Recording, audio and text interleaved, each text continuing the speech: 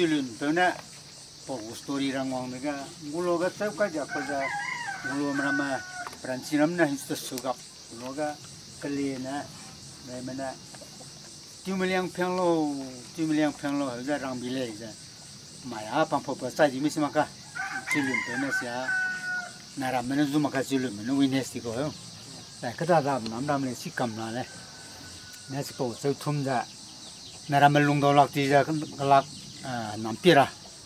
ui sabadi malu tulum melu muda yoga ya timujana si sauka dia la tim cho pa te la le de ga si ja pang nge de ga pran kanu ma nge rak ti hebung ga ma kle khoda nu si hra me kle me sima ga si nara ngai bi jana hanna kanji le hele na mai sang ba chulun ge me chang dai ge me nda lo ge me mù long nắp các bạn nè xả ra tê là đây này này làm lấy ra rồi chém nó ta sẽ tiêu to đó lúc bên mèo lưới xin bây giờ cái lỗ lấy tê là lấy lên nè cái này răng mấy bự lưới trăm anh ấy răng mấy bự trăm bi cái gì con này bây giờ ya thì đa ra sắm mang dân anh xem phải mặc phải rồi cái sang đây này rồi xăm ra xả là lấy này bây giờ bố cụ chỉ là kỳ tiêu phải không? Giờ này mình đâu làm đó, đâu kilo riêng gang lung ghé châu ghé bao,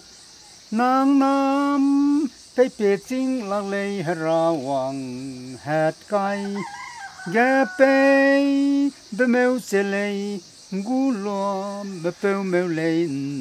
đà ra sam tiêu tê chu bầm lu dèo.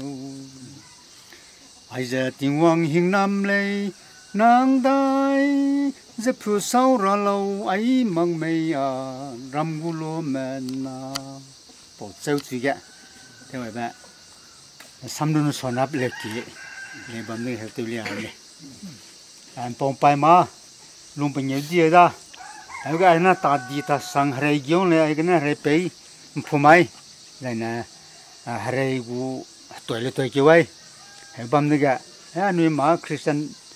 rồi soi bát đa rồi, bổ bung cái, ra xe bên nhìn theo bấm ra đầu lạc lên, nè bổ cái, bên này ra, rồi số mấy cái này, cái gì này, ta nuôi rap đầu tiếng Anh nè, ngắm mấy cái này, có bút hàng cái, bổ bung cái này này, này theo thum lui hàng cái,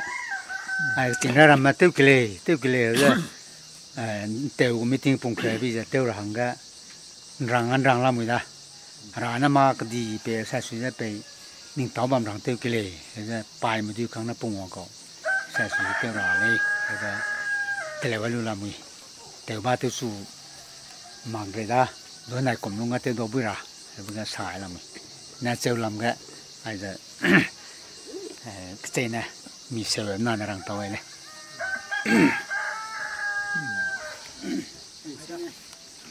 Pokoloza Sangnaza Skui Kumge Passover Tevle Ten Kumge January Keter Krekuna Kremidaya Passover Gumi January Kanaksum PCI me Catholic me New Baptist me Kanaksum Roduza